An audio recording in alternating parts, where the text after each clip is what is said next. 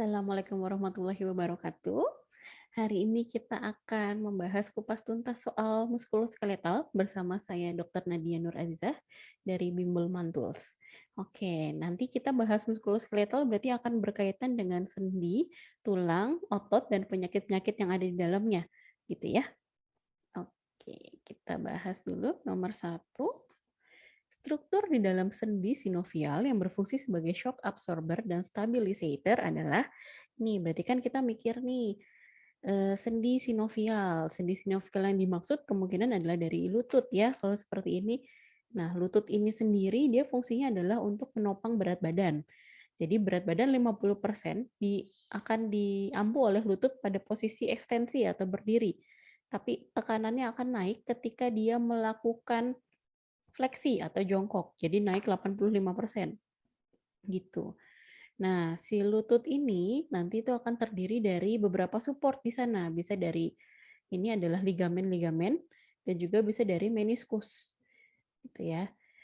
Karena kan kalau kita jalan melangkah otomatis ada beban yang akan ditumpu oleh si lututnya ini. Belum lagi kalau berlari, belum lagi kalau naik tangga.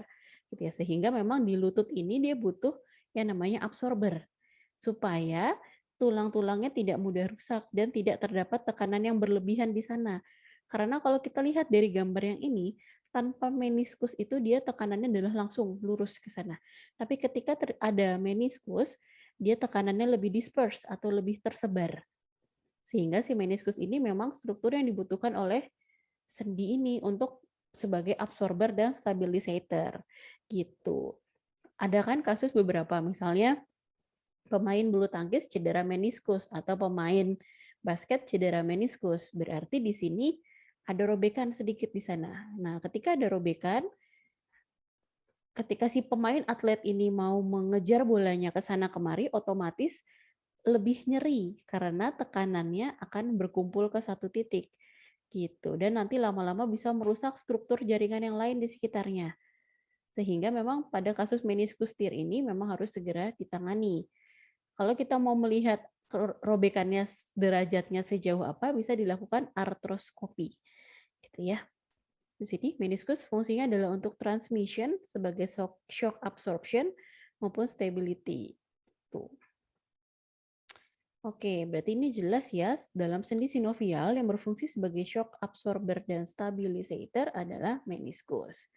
Kita lihat nomor 2, komponen organik tulang adalah nih, berarti kan kita harus tahu komponen-komponen tulang. Pertama kita tahu dulu jenis tulang, bentuk tulang. Jadi bentuk tulang itu ada dua, tulang panjang dan tulang pipih. Pada tulang panjang, di sini ada tiga bagian, ada epifisis, metafisis, dan diafisis. Gitu ya. Jadi pada epifisis di sini nggak usah ragu, di sini kayak kelihatan ada garis fraktur kan, ditanyain dulu pasiennya usianya berapa. Karena pada orang-orang yang masih dalam masa pertumbuhan yang kurang dari 18 tahun, kemungkinan epiphyseal plate-nya masih ada gitu. Jadi dia masih bisa bertumbuh tambah panjang.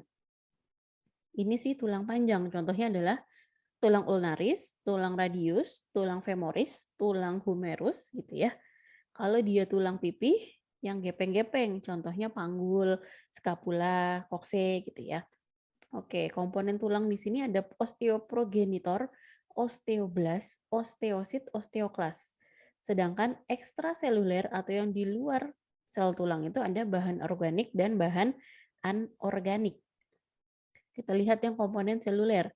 Komponen seluler di sini ada sel osteogenik atau sel osteoprogenitor, yaitu dia adalah sel primitif mesenkimal yang dapat membentuk osteoblast. Itu. Terus yang kedua adalah osteoblast. Osteoblast ini yang akan menghasilkan matriks untuk membentuk osteoid. Lalu ada osteosit.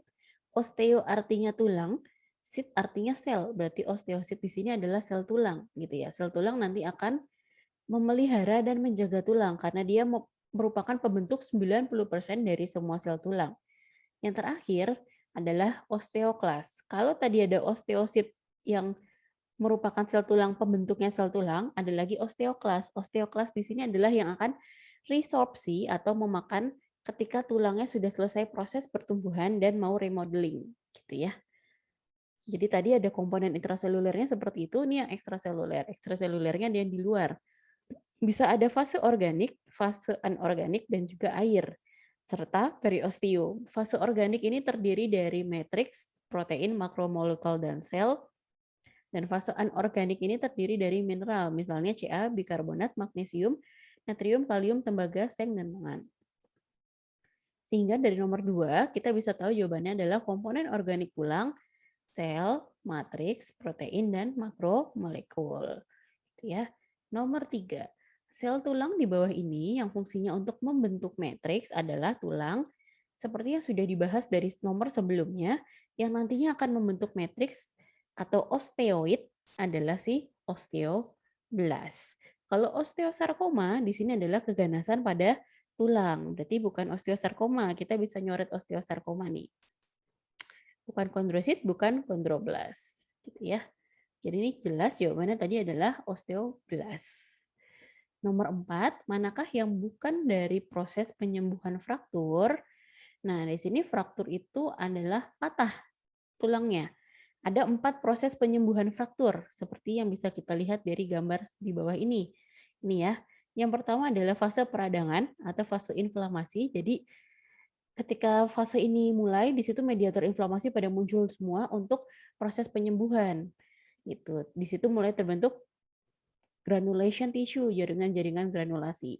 Setelah itu masuklah ke soft callus. Soft callus mulai terbentuk kalus-kalus halus, tapi memang belum bisa terdeteksi dari X-ray. Ada lagi di situ hard callus. Hard callus sudah mulai menyambung tulangnya dan sudah mulai terlihat dari X-ray. Ada lagi yang terakhir adalah remodeling. Remodeling artinya dia mulai mengatur seperti pertumbuhan pada yang kemarin. Jadi seimbang antara osteosit dan osteoklasnya di sana. Gitu ya.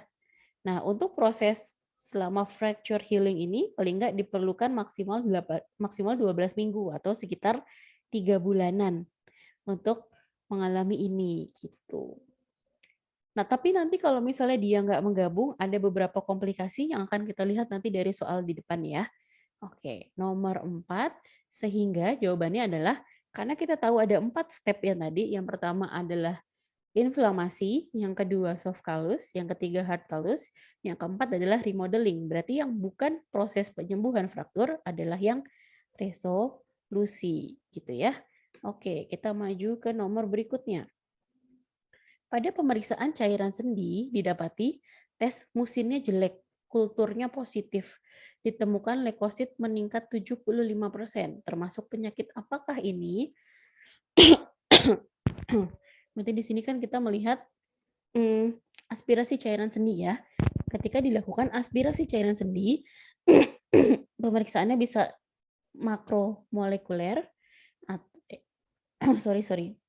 bisa makroskopis maupun mikroskopis. Kalau dia makroskopis berarti memang terlihat dengan mata tanpa bantuan mikroskop. Kalau dia mikroskopis berarti kita butuh mikroskop. Contohnya makroskopis adalah kita melihat warnanya seperti apa, kita melihat kejernihannya seperti apa, kita bisa melihat viskositas atau kekentalannya seperti apa gitu ya. Nih, tes bekuan musin atau tes aspirasi cairan sendi ini persiapannya adalah tidak dibutuhkan persiapan khusus sebenarnya, nanti akan diambil sampel dari aspirasi cairan sendi dengan prinsip tesnya adalah asam asetat karena asam asetat ini dapat membekukan hyaluronic acid pengisinya si cairan sendi dan juga protein gitu ya. Normalnya memang proteinnya sedikit gitu. Jadi diharapkan dari nilai rujukannya itu adalah nanti jernih musinnya gitu. Nanti interpretasinya adalah kalau musinnya baik atau normal akan terlihat satu bekuan kenyal dalam cairan yang jernih. Kalau dia musin yang sedang, berarti mulai ada batas tegas warna-warna cairannya, berarti disebut juga musin sedang gitu, bekuannya kurang kuat. Misalnya pada kasus rheumatoid arthritis gitu ya. Kalau yang musinnya buruk berarti keruh banget. Kalau keruh banget berarti penyebabnya adalah karena infeksi. Ini adalah algoritma analisis cairan sendi. Jadi kita akan melihat makroskopis dan mikroskopis. Kalau makroskopis, warna, volume, bekuan, viskositas. Kalau mikroskopis, kita lihat leukosit, neutrofil, glukosa, dan kultur. Kultur bakterinya seperti apa. Ketika kultur bakterinya positif, berarti otomatis dia penyebabnya adalah septik. atau bakterial gitu ya. Karena bakterial berarti yang akan kita temukan dominan adalah si leukosit, karena leukositnya akan 20.000 sampai 200.000 gitu. Terus kalau dari warna, warnanya juga akan lebih kuning keruh. Sehingga pada kasus yang ini akan didapati tes musinnya jelek, berarti keruh nih. Berarti kulturnya positif, oh bakterinya bisa tumbuh. Dan ditemukan leukositnya dominan 75%. Berarti bisa kita arahkan ke arah arteritis septik gitu ya. Oke, nomor 6. Ciri-ciri cairan eksudat adalah A, B, C, D, E. A, B, C, D. Nah, berarti kita harus tahu dulu yang mana yang transudat, yang mana yang eksudat. Transudat ini adalah hasil cairan dari non-peradangan, sehingga warnanya adalah lebih jernih. Kemudian ada lagi eksudat. Eksudat di sini adalah hasil dari peradangan, sehingga warnanya adalah purulen, bahkan kadang berbau busuk. Untuk berat jenis, kalau transudat namanya juga dia jernih, berarti otomatis berat jenisnya akan lebih ringan. Gitu ya. Kalau eksudat dia akan lebih berat. Di sini 1,018 didapatkan dari konstanta. Gitu. Terus ada tes spesifik yang akan membedakan yang manakah transudat, yang manakah eksudat dengan pemeriksaan uji Rivalta atau tes Rivalta. Tes Rivalta ini sama juga menggunakan tes asam asetat, nanti akan diteteskan, nanti dilihat hasilnya, apakah terbentuk endapan di bawah tabung reaksi apa enggak. Jika terbentuk endapan di bawah tabung reaksi, masuknya adalah jenisnya eksudat, gitu ya. Kalau nggak terbentuk endapan, berarti transudat, gitu. Karena transudat tadi lebih ringan, dia penyebabnya adalah non-inflamasi ya. Contohnya di sini kasus-kasus sindroma nefrotik, sirosis hepatis, atau dekomkordis, atau hidrotoraks, limfedema gitu ya, atau gagal ginjal, CKD gitu. Kalau eksudat dia efek dari inflamasi.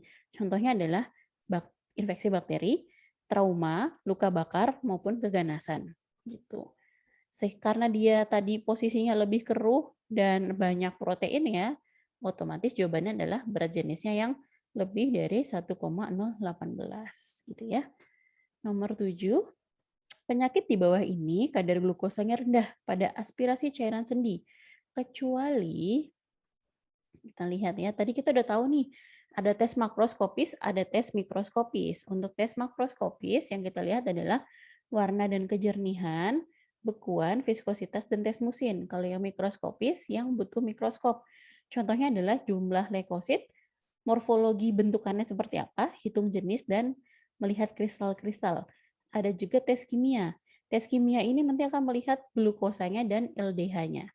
Ada tes serologi untuk antibodi, melihat rheumatoid faktor, CRP, dan juga ANA. Terus ada tes mikrobiologi untuk pewarnaan gram dan pewarnaan BTA.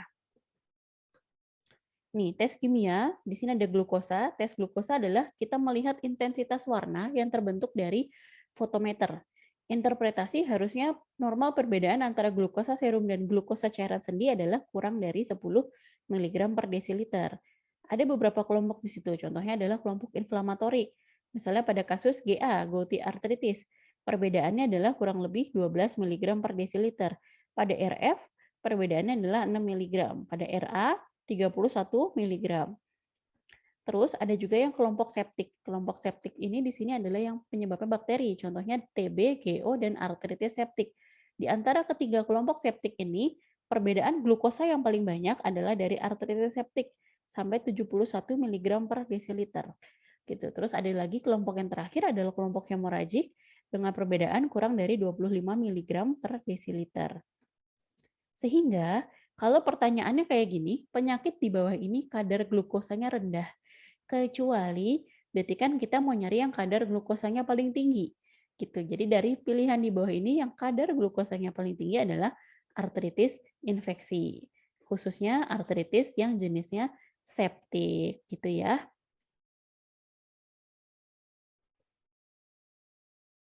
Oke, kembali lagi bersama saya Dr. Nadia. Kita lanjut nomor 8. HNP yang paling sering terjadi adalah pada regio yang mana? Nah, pertama kita lihat HNP dulu ya. HNP ini di sini adalah keluhan yang paling sering datang ke pemeriksaan di dokter umum. HNP itu merupakan salah satu spektrum dari LBP atau low back pain, gitu ya. Tapi bedanya di sini HNP adalah ada radikulopati. Kenapa ada radikulopati? Karena ada penekanan dari saraf-saraf yang perifer yang keluar dari tulang belakang. Oke, berarti kan kita harus tahu struktur dari tulang belakangnya itu dulu. Di sini kita lihat di slide selanjutnya.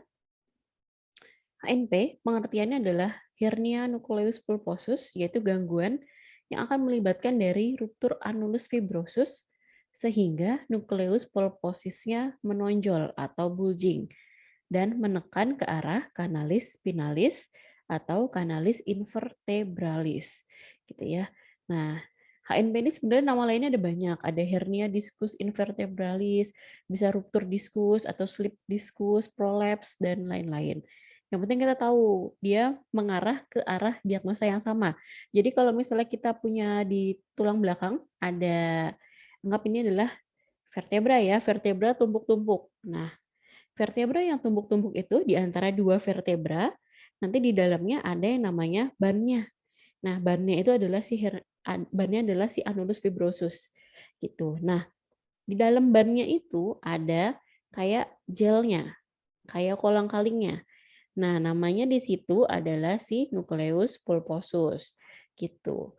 Ketika si bannya itu nanti udah nggak kuat untuk menopang beban dari atas, ada trauma, pindah-pindah cepet gitu ya, bisa robek dia.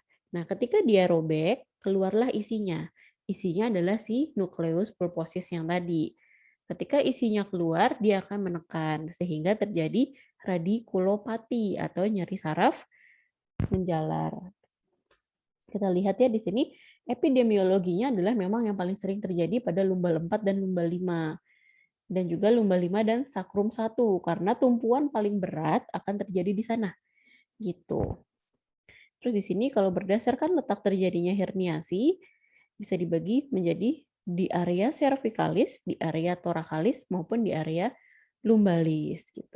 Yang paling sering terjadi adalah di area-area perbatasan, berarti antara cervical thoracal, berarti cervical paling bawah dan thoracal paling atas, thoracal paling bawah dan lumbal paling atas, atau lumbalis dengan sakrum gitu. Karena di area-area transisi tadi itu memang ikatannya tidak terlalu kuat gitu.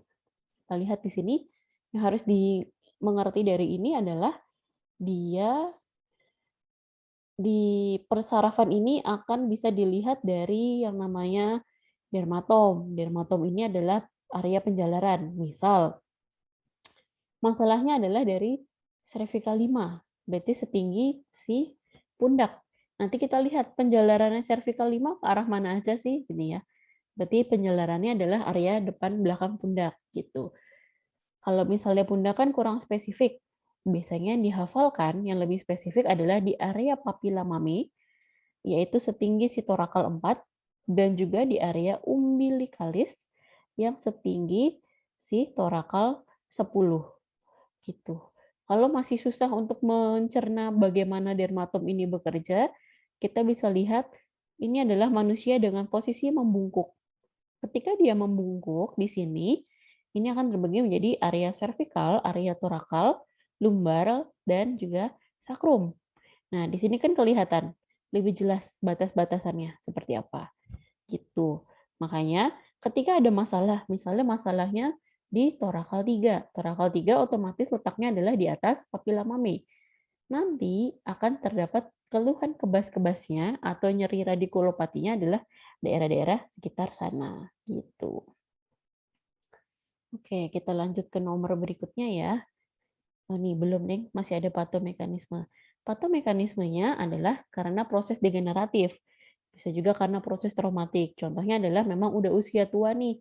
Karena dia udah usia tua, jadi otomatis kandungan airnya berkurang. Gitu. Atau proses traumatik, misal gerakan repetitif.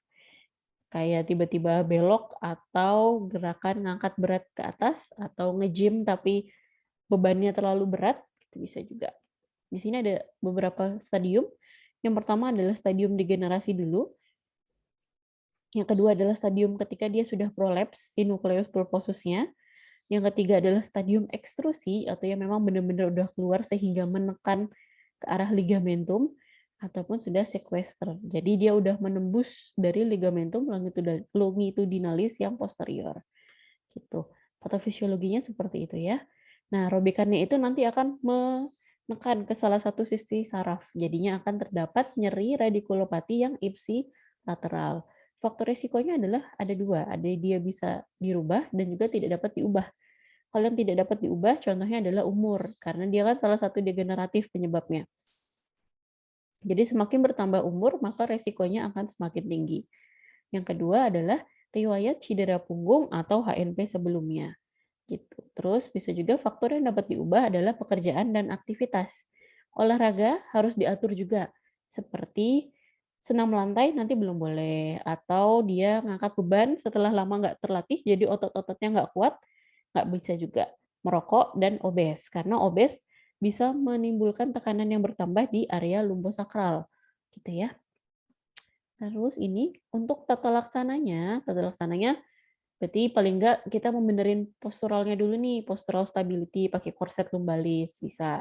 Terus untuk deteksi dininya digunakan MRI karena MRI ini akan melihat soft tissue dengan baik gitu ya. Ini ya gambarannya. Jadi ada bagian herniasi yang menonjol di sana kelihatan dari potongan sagital dari MRI. Oke, jadi ini tadi jawabannya adalah si vertebra lumbalis. Karena secara epidemiologi, tumpuan di lumbosakralis adalah yang terberat. Oke, kita lanjut nomor berikutnya. Apakah keunggulan CT scan dibandingkan MRI pada kasus pemeriksaan muskuloskeletal? Nah, seperti soal yang sebelumnya, pada kasus-kasus muskuloskeletal ketika dia melibatkan jaringan-jaringan lunak, yang digunakan adalah MRI. Tapi ketika dia melibatkan struktur-struktur keras seperti tulang, yang dilibatkan adalah CT scan. Gitu. Jadi kalau secara nggak langsung di sini jawaban A benar, jawaban B pun benar. Jawaban B benar karena CT scan dapat memvisualisasikan struktur tulang. Kalau yang D, CT scan dapat memvisualisasikan secara general belum tepat ya. Kalau yang C, di sini juga kurang tepat karena MRI untuk struktur yang keras seperti bony structure atau struktur tulang dia kurang baik. Di sini ada comparison-nya atau perbandingannya antara MRI dan juga CT scan. Jadi kalau untuk MRI dia lebih detail di bagian yang soft tissue. Sedangkan kalau untuk yang CT scan dia less detail di soft tissue, tapi dia akan lebih detail di bony structure. Jadinya cortex dan medula akan terlihat. Kalau secara harga sih memang MRI lebih mahal ya dibanding CT scan gitu. Oke, kita lihat lagi explanation berikutnya. Nih, aplikasinya adalah dia untuk soft tissue, sudah ya tadi. Kalau CT scan dia untuk bone injuries, lung, and chest, or imaging cancer. Berarti ini jawabannya adalah yang paling tepat adalah yang B, karena CT scan untuk memvisualisasikan struktur tulang akan lebih baik, karena akan terlihat korteks dan medulanya. Gitu. Oke. Nomor berikutnya, pria datang dengan keluhan keempat anggota geraknya sejak 3 hari yang lalu lemes. Dia tuh tapi menjalar dari yang ke bawah sampai yang ke atas. Berarti ada ascending di sana. Gitu ya. Terus sebelumnya dia kena diare. Sebelumnya dia kena diare, tapi udah sembuh sendiri dengan istirahat. Dokter sih suspeknya GBS. Sekarang pertanyaannya, sesuai dengan kasus, termasuk tipe apakah GBS-nya yang dialami oleh pasien? Gini ya, berarti di pasien ini kan kelemahan 4 anggota gerak, dan kelemahannya adalah ascending. Ascending. Nah, untuk kelemahan-kelemahan tipe ascending itu adalah ciri khas nomor 1 dari kasus GBS. Dia ascending atau naik dari bawah ke atas. Terus yang kedua, dia adalah empat-empatnya. Kalau di tangan, dia seperti pakai gloves. Kalau di kaki, dia seperti pakai kaos kaki, sok. Sehingga kita bisa mengatakan GBS ini clue-nya adalah glove and sock fenomena.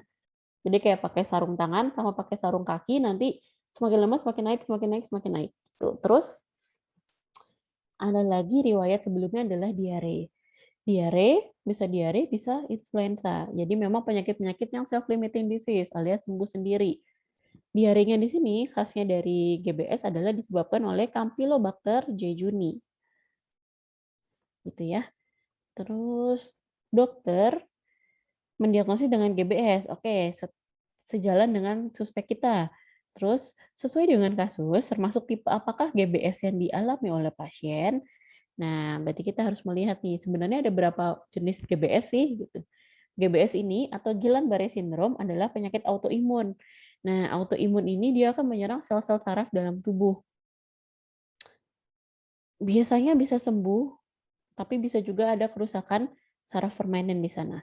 Ada 4 tipe yang dipunyai oleh GBS. Yang pertama adalah tipe AIDP atau Acute Inflammatory Demyelinating Polyradiculoneuropathy atau AIDP.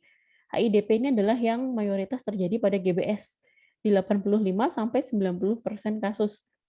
Nah, AIDP ini disebabkan karena ini ya, yang di-highlight di sini adalah dia post infeksi bakteri atau post infeksi virus sebelumnya, terus sembuh sendiri atau self limited gitu. Terus yang tipe kedua adalah si Miller-Fisher syndrome. MFS ini kasusnya termasuk jarang gitu ya. Terus yang ketiga adalah akut motor axonal neuropathy atau AMAN. Yang keempat adalah AMSAN. Yang kelima yang pharyngeal cervical brachial variant. Kalau yang si AMAN ini adalah kelemahannya anggota gerak. Kalau si AMSAN selain ada anggota gerak, dia juga kehilangan sensori. Gitu ya. Jadi motorik dan sensori. Terus kalau misal dari si pharyngeal cervical brachial variant ini, dia terjadi di otot-otot regiocervical, brachial, dan juga oropharyngeal. Gitu. Oke, ini berarti karena dia habis terkena infeksi influenza maupun infeksi dari Campylobacter jejuni, kita mengarahkan dia ke kasusnya adalah AIDP. Oke, nomor berikutnya. Seorang perempuan datang dengan keluhan perut dan mata sipit. Tidak ada riwayat kencing manis sebelumnya. Riwayat jantung bisa disingkirkan. Nyeri tadi pagi setelah dia bangun tidur. Namun, ayahnya menderita stroke dan meninggal 2 bulan yang lalu. Terapi yang digunakan pada OS adalah, nah, kita balik dulu nih ke diagnosa. Dia keluhannya adalah mulut perot dan juga mata sipit sebelah. Berarti gangguannya adalah hanya sebelah aja nih dari mukanya. Gitu. Kalau dia hanya sebelah dari muka dan tidak ada riwayat komorbid sebelumnya, diagnosanya adalah diarahkan ke arah Bell's palsy. Gitu. Bell's palsy ini adalah kelumpuhan fasialis perifer karena proses non-supuratif. Kebanyakan kasusnya adalah karena inflamasi, tapi kita tidak tahu penyebab inflamasinya dari mana, mayoritas.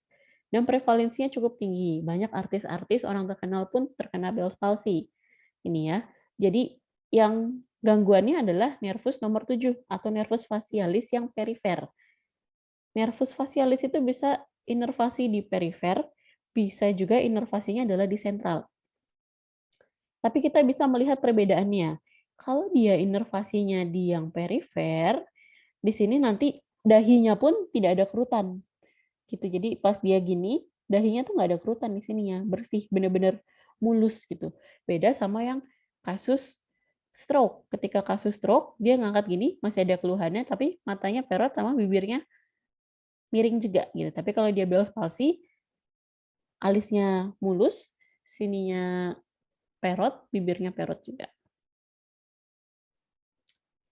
Ya, ini Bell's palsy kebanyakan kita nggak tahu karena dia idiopati. Tiba-tiba bangun tidur, nggak bisa ngerasain mukanya sebelah. Gitu ya. Etiologinya adalah ketidakstabilan otonom, terus mengakibatkan respon simpatisnya naik, vasospasme, ujung-ujungnya adalah inflamasi dan edem dari nervus 7. Karena disuspek penyebabnya adalah inflamasi dan edema, terapi utamanya adalah diberikan antiinflamasi gitu ya. Terus kalau misalnya dari pemeriksaan fisiknya adalah nanti pasiennya diminta untuk melakukan cek-cek nervus 7 perifer seperti ngangkat dahi, kedipin mata, ngegembungin pipi, sama Ketika gembungin pipi ini, pipinya adalah ditekan. Kalau kasus-kasus Bell's palsy, dia gembungin pipi aja udah nggak kuat. Apalagi ketika ditekan. Jadi ketika ditekan pasti akan keluar anginnya, gitu ya. Karena dia nggak kuat di sini, nervus 7-nya untuk inervasinya nggak kuat, ada palsi di sana. Pengobatannya adalah diberikan prednison, dosisnya 60 mg. Pada kasus yang kecurigaan ditimbulkan karena infeksi virus, bisa diberikan acyclovir, tapi memang nggak wajib diberikan. Hanya ketika kita curiga terjadi penyebabnya adalah karena infeksi virus herpes di sana. Ini adalah foto before after Bell's palsy setelah 2 tahun dilakukan rehabilitasi fisik ya di sini, fisioterapi. Jadi awalnya matanya kecil, nggak bisa buka, sekarang sudah full. Nah, awalnya juga di sini nggak bisa kebuka, sekarang sudah lebih kebuka. Di sini juga lebih kecil, lebih terbuka. Gitu ya. Dan pipinya, perutnya juga sudah lebih membaik kekakuannya. Ini diberikannya adalah anti-inflamasi. Oke, nomor 10, OA sering terjadi pada, nah di sini kan kita bahasnya OA nih. OA adalah osteoartritis. Osteoartritis itu masuknya adalah penyakit-penyakit degeneratif. Jadi nanti akan ada 3 yang harus kita bisa membedakan antara yang mana yang OA, yang mana yang RA, yang mana yang GA. Kalau OA, osteoartritis, RA, rheumatoid arthritis, GA, gouty arthritis. Pada gambaran OA di sini adalah penyebabnya degeneratif. Karena dia degeneratif, akan diderita oleh mayoritas orang-orang usia tua. Biasanya clue-nya adalah tua dan dia obes. Kenapa bisa gitu? Karena posisinya lutut, kokse, vertebra adalah daerah-daerah yang menumpu beban tubuh. Jadi ketika dia ada beban yang terlalu berat di sana, otomatis kan semakin bergesekan tuh sendinya. Jadi celah sendinya akan semakin menyempit gitu. Bedain dengan RA. RA penyebabnya adalah autoimun. Karena dia autoimun, dia lebih tidak spesifik usianya gitu. Tapi memang dari gambaran khasnya di tangannya adalah yang di target utamanya adalah jari-jari kecil. Nanti bentukannya akan terdapat erosi. Terus ada lagi yang di sini adalah gouty arthritis. Kalau pada gouty arthritis, gambarannya adalah ditemukan monosodium urat dan dari satu sendi aja, gitu ya. Kita lihat di sini kita lihat di sini si osteoartritis ya. Osteoartritis di sini ada grade-nya, ada grade 1, 2, 3, dan juga grade 4. Pada grade 1, ini dia normal ya, meragukan. Dia ada feature dari OA meragukan, cuma memang sendinya agak-agak nyempit doang nih. Terus kalau yang grade 2, kalau kita zoom, di sini mulai ada timbul osteofit. Kalau grade 3, osteofitnya ada, celah sendinya semakin menyempit, dan sudah mulai ada sklerotik ya di sini. Kalau yang grade 4, benar-benar hampir nyatu antara bagian yang dari femoris dan juga yang dari tibialis. Ada lagi yang kedua adalah RA. RA ini penyebabnya adalah autoimun. Karena dia penyebabnya autoimun, di sini ada erosi-erosi sendi. Makanya kan terlihat Schwanneck deformity atau seperti leher angsa ya. Kalau gouty arthritis ini sebenarnya dia kasusnya lebih jarang, tapi memang mengenainya yang dikenai adalah satu jari. Biasanya adalah jari jempol ibu jari kaki. Gitu ya. Di ibu jari kaki itu nanti akan tampak seperti tanda-tanda inflamasi, KDRT, kalor, dolor, rubor, tumor. Gitu. Terus ketika dilakukan aspirasi cairan sendi akan didapatkan gambaran monosodium urat gitu karena penumpukan asam urat di sana. Sehingga kalau dari soal nomor 10, OA sering terjadi pada, ini jawabannya adalah sendi lutut karena memang dia akan mengampu berat badan 50% kalau lagi berdiri. Kalau lagi jongkok 85%, sehingga bebannya berat di lutut ini gitu ya. Oke.